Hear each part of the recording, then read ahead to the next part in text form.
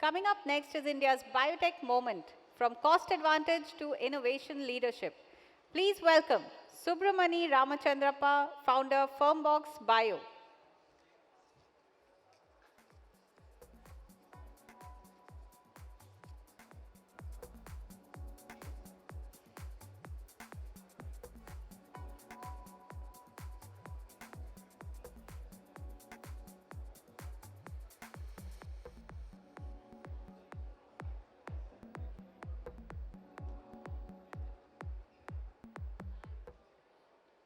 How much time do we have?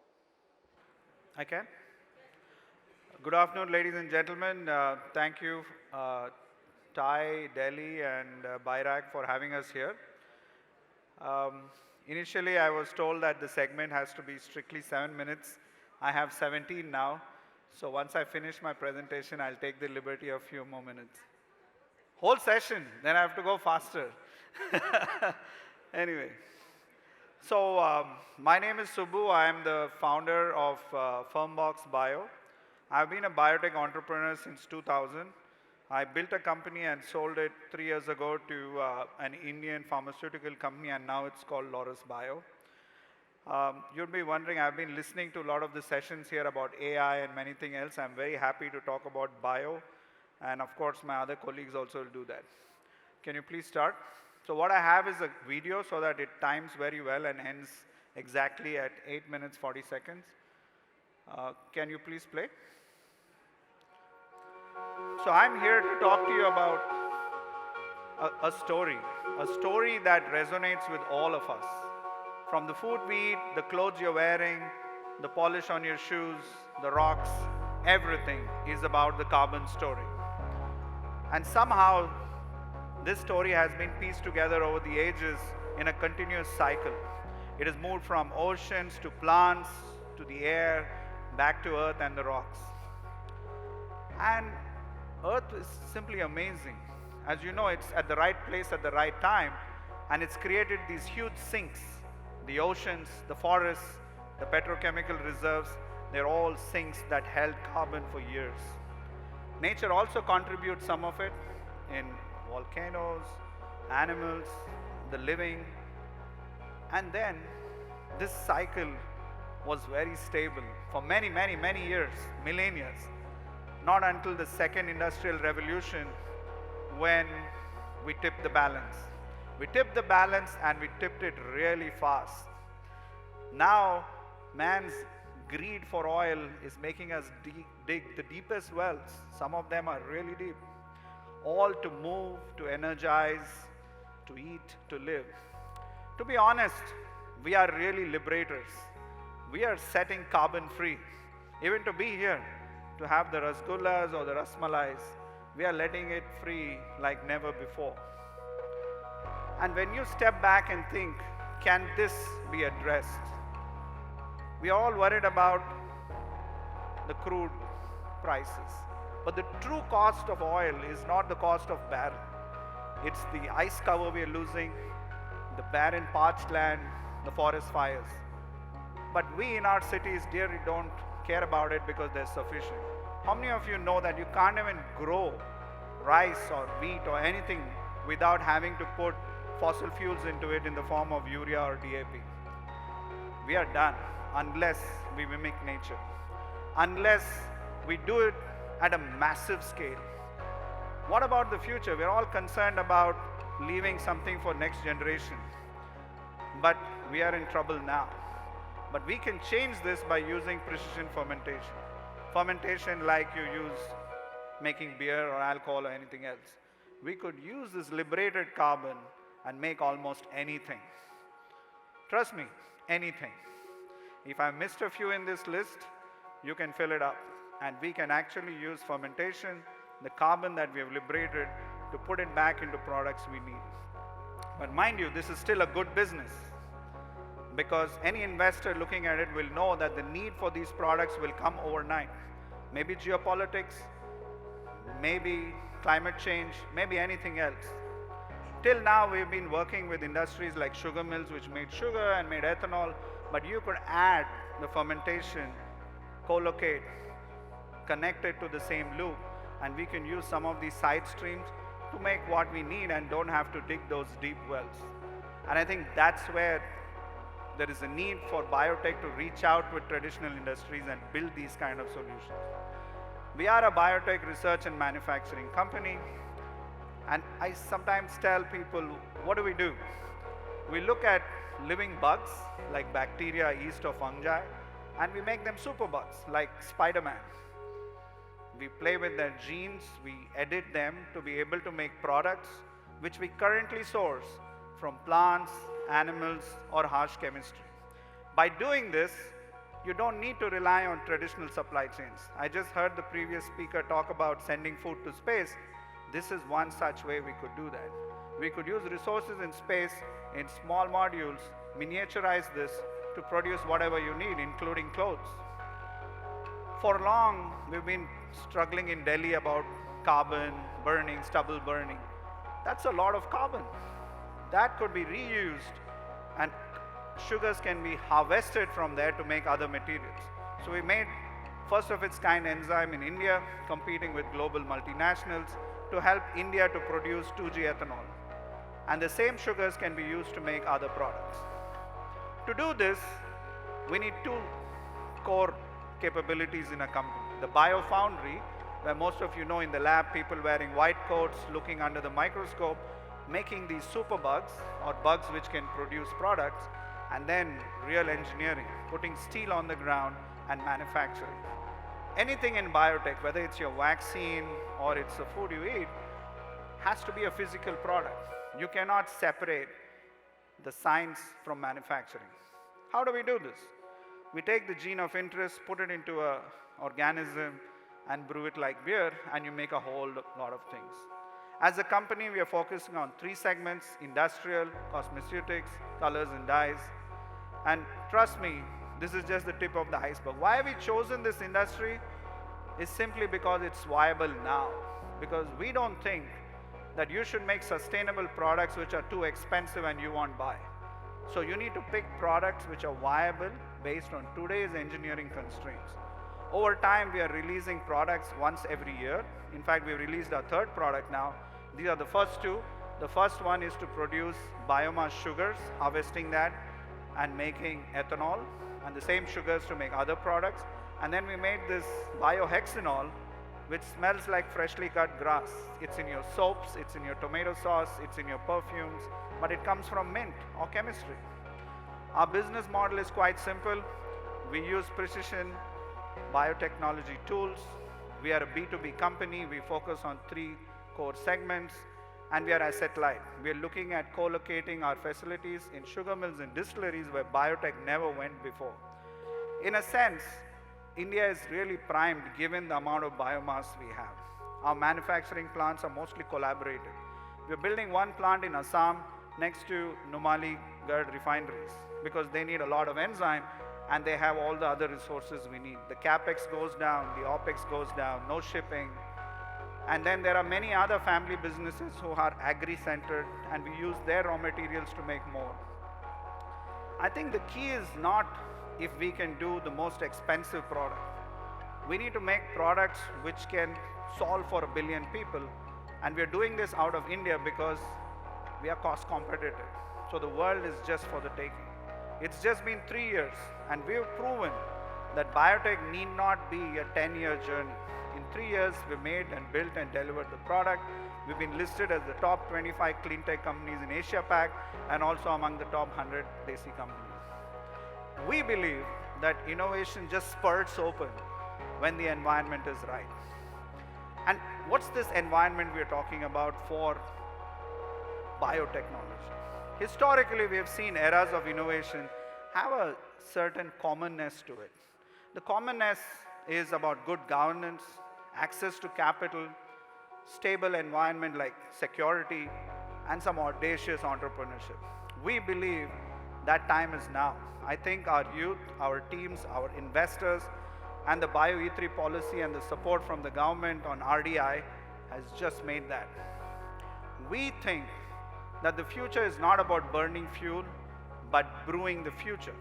Brewing the future to make our daily lives. You can do AI, you can do IT, be my guest.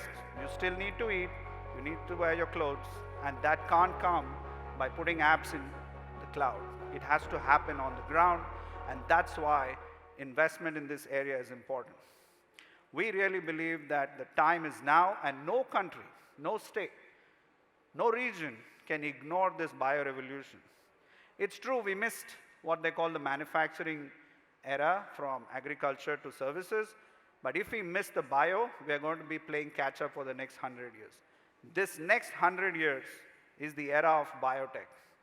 And trust me that India can be right up in front thanks to the recent RDI kind of funding, because that was the only thing that stopped us from becoming global ventures. Thank you very much.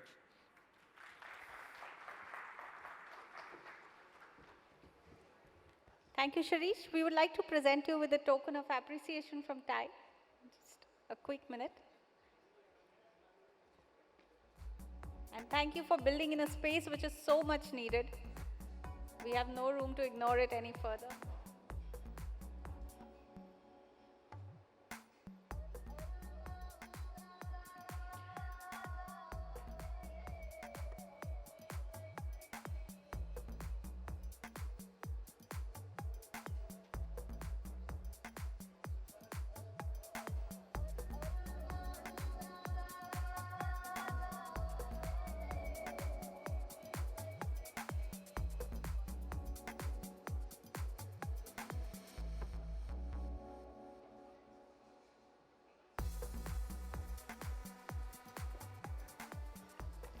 Thank you, sir. All right, India's biotech moment, unlocking BIRAC RDI fund opportunity. Please welcome Mr. Shirish Arya, co-founder and director, ImmunoACT.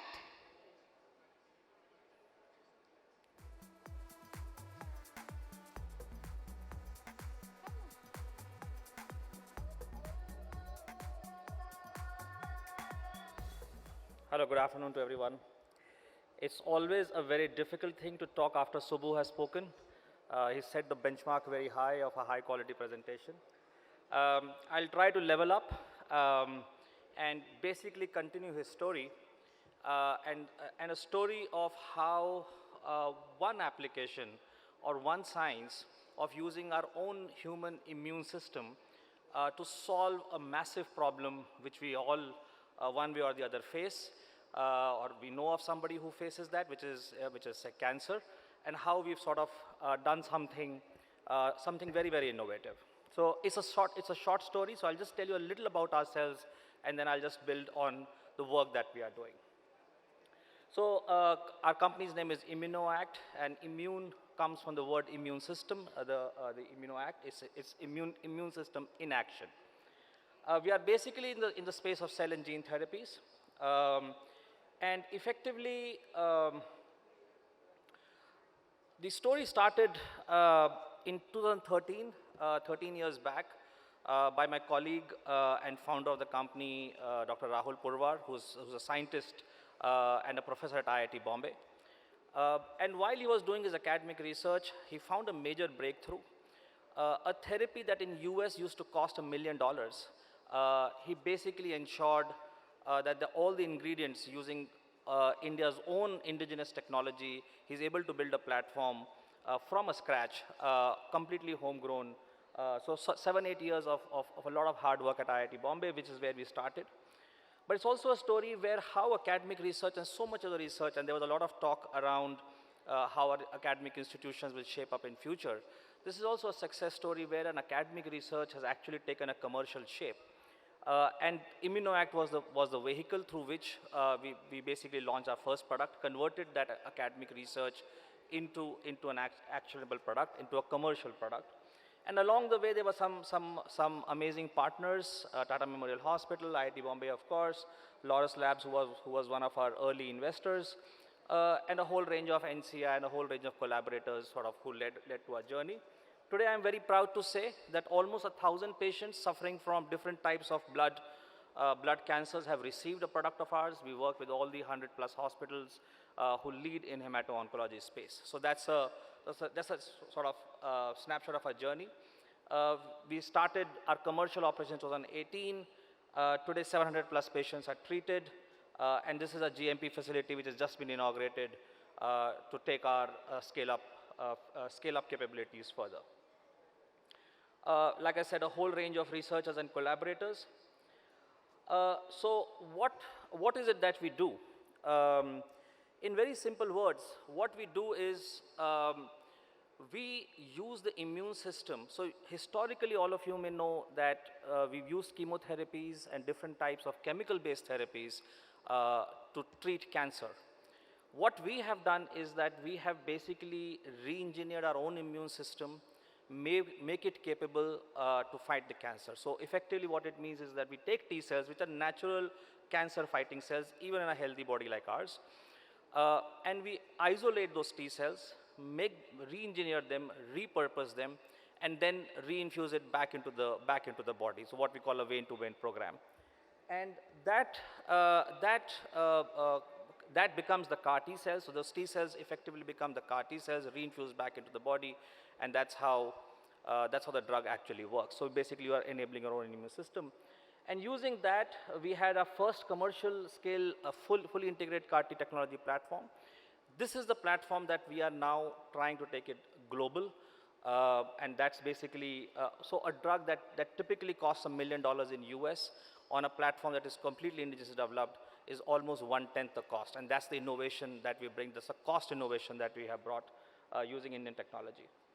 On the same platform, there is now a slew of other oncology products, non-oncology products, autoimmune disorders that we are trying to build. And like I said, it's a fully integrated platform, right from the discovery and design to its actual commercialization. As you can imagine, there's a whole range of steps that basically go through that. There's a whole product life cycle that goes behind it. There was a lot of talk on AI in the afternoon and in this conference. And I must say that the discovery platform that we are using, so we use a traditional technology platform to develop this, but increasingly AI is becoming an integral part of the work that we are doing, and a lot of new drug discoveries actually happening using a whole range of AI models, including AlphaFold.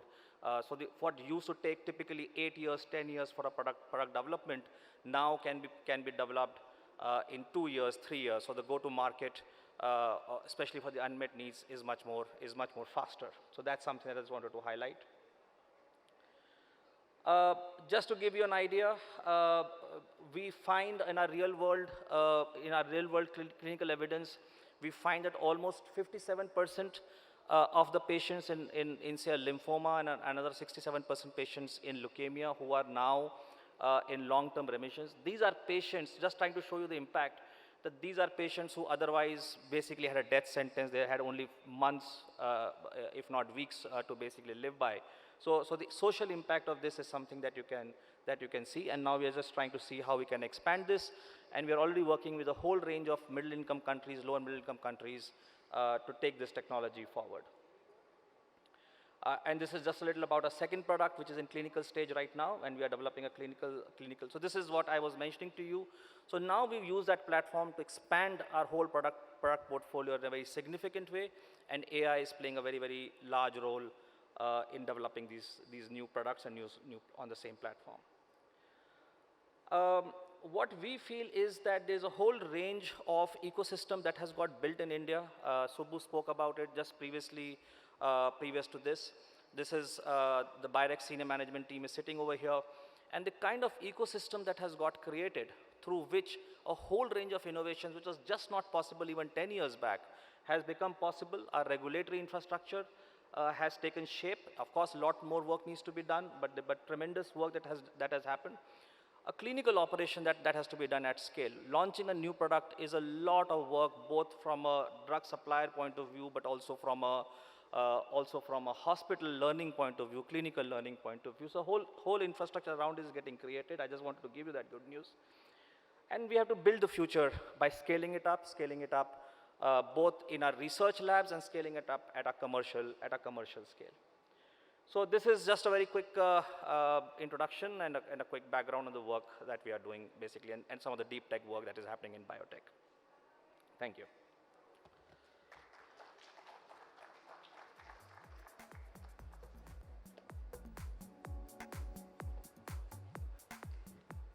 Thank you, Shirish. We would like to present you with a token of appreciation from TAI.